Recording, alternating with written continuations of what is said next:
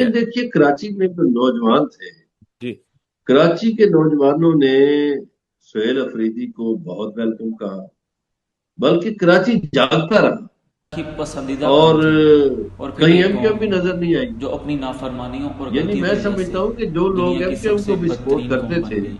ماضی میں آپ کو پتا ہے ایم کیو ایم بڑی جماعت تھی کراچی کی، وہ سارا بھی شفٹ ہوا۔ پھر جو پختون نوجوان تھے وہ بھی، بلوچ نوجوان بھی، اور پیپلز پارٹی کو سب سے بڑا دھچکا جو لگا وہ لیاری کے حوالے سے ہے۔ دیکھیے لیاری پیپلز پارٹی کا گڑھ رہا ہے، اور پیپلز پارٹی ہمیشہ یہ، جب ایم کیو ایم اپنے زوروں پر تھی، پیپلز پارٹی کا اس وقت بھی دعویٰ یہی ہوتا تھا کہ لیاری ہمارا ہے۔ اور جی آپ کو پتا ہے نا کہ بینظیر بھٹو کی شادی بھی ادھر ہوئی تھی، کینگری گراؤنڈ میں، یہ لیاری میں۔ تو لیاری کو وہ ہمیشہ پیپلز پارٹی ہی سمجھتی رہی ہے کہ ہمارا گھر ہے لیاری۔ تو ان کے گھر میں سہیل افریدی کا جلوس جو تھا وہ بہت بڑا تھا، اور ان کے گھر میں عمران خان زندہ باد کے نعرے گونجتے رہے۔ پھر جو علاقے ایم کیو ایم کے تھے، جو ایم کیو ایم کا گڑھ تصور کیے جاتے تھے، ان علاقوں سے بھی نوجوان نکلے، انہوں نے بھی نعرے بازی کی۔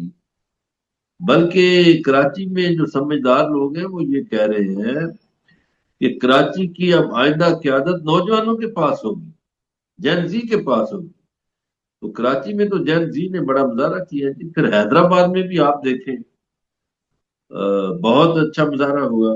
اور کراچی میں جو ایک کارکن شہید ہوا، اس کے لیے بھی دیکھیں کہ وہ سہیل افریدی جو ہے پشاور جا کر پھر سے آئے تعزیت کرنے کے لیے۔ تو یہ بھی ایک طرح سے بڑا حوصلہ ہوتا ہے کارکنوں کو، کہ دیکھیں کوئی کارکن اگر کسی سیاسی سرگرمی میں شہید ہو جاتا ہے تو اس کی پارٹی اس کو نہیں بھولتی، نہیں فراموش کرتی۔ تو انڈرسٹینڈ۔ کراچی میں کارکنوں کو بھی جگایا، آئی ایس ایف کے نوجوانوں کو بھی، اور پھر جی کراچی کے عام شہریوں کو بھی، حیدرآباد کے عام شہریوں بھی، کوٹری میں بھی بڑا استقبال ہوا، حیدرآباد میں بہت، اور وہاں کے وکلا کو بھی، اور وہاں دونوں جگہ میڈیا سے بھی ٹھیک مخاطب ہوئے۔ ٹھیک ہے ٹھیک ہے، اب معاملہ جو ہے وہ 8 فروری کے اوپر ہے۔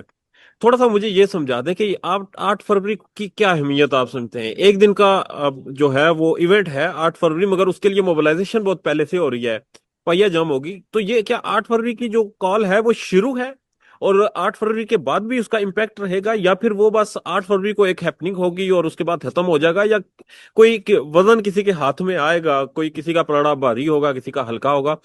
کیا 8 فروری آپ سمجھتے ہیں کہ کوئی فیصلہ کن دن ہے جس میں کچھ نہ کچھ بدلے گا؟ چودھری وقار بگا صاحب، مجھے نہیں پتا کیا ہونا ہے 8 فروری کو۔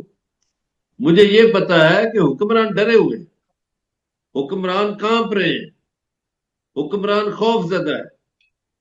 اور جو اس نے تیاری سہیل افریدی نے لاہور میں کی اور کراچی میں کی، اب آج سے وہ، آج ہزارے میں کر رہا ہے، جی کل وہ پشاور میں کرے گا، اسی طرح اگلے ہفتے بھی تیاریاں ہیں۔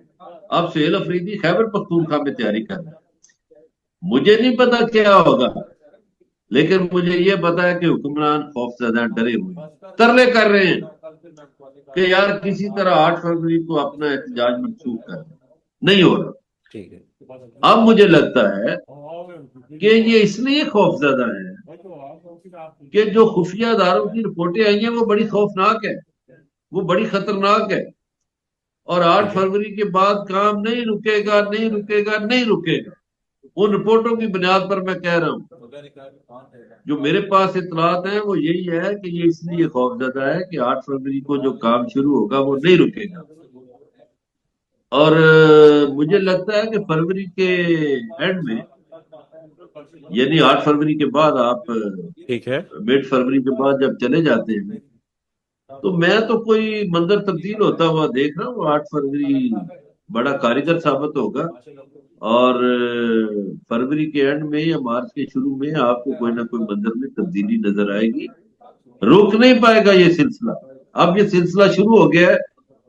اور پاکستان کی سیاسی تاریخ یہ بتاتی ہے کہ کوئی 2 ڈھائی سال اس خون سے گزرتے ہیں، اس کے بعد پھر منظر میں تبدیلی کا عمل شروع ہو جاتا ہے۔ मगर दूसरी तरफ से सर ये तड़ियां भी तो दी जा रही है ना कि सोहेल अफरीदी अगर बहुत ज्यादा ये हरकतें कर रहा है तो हम नायल भी कर देंगे, हम वहां पर गवर्नर राज भी लगा देंगे, तो इस तरह की भी तो चीजें गर्दिश कर रही हैं। वो कर रहे, उसे परवाह ही कोई नहीं। वो तो कहता है मुझे परवाह ही नहीं है। देखिए, सुहेल अफरीदी कोई ओहदे के लालच में नहीं है। ठीक है। सुहेल अफरीदी को कोई मुफाद नहीं है। वो कहता है मेरे कायद का हुक्म है, मेरा काम है, मैं अपने कायद के हुक्म पे गली गली तहरीक चलाऊं। ये धमकियां उस शख्स को दी जाएं जिसको ओहदे का लालच हो। और ये गलती करेंगे बहुत बड़ी अगर गवर्नर राज लगाएंगे, वैसे नहीं लगाते। देखिए, मैंने 2 दिन पहले किसी को कहा, कोई मेरा इंटरव्यू था 2-3 दिन पहले, तो मैंने उनसे कहा कि अगर ट्रंप के होश सलामत हो, अगर वो समझदार हो, तो वो ईरान पर हमला नहीं करेगा। और अगर उसने हमला कर दिया तो अमेरिका शिकस्त खा जाएगा। मेरा ख्याल है उनको समझ आ गई है, लिहाजा वो अब रुक गए हैं। वो कहता है मैंने खुद को ही समझा लिया। ठीक है, खुद को क्या हालात ने समझाया। जो उसने बड़ी कोशिश की वो नाकाम हुई। और अगर अमेरिका जंग छेड़ता तो अमेरिका के लिए जंग बड़ी बुरी होती। इसी तरह मैं कह रहा हूं कि अगर आपने खैबर पख्तूनख्वा में गवर्नर राज लगाया तो ये आपकी हमाकत होगी।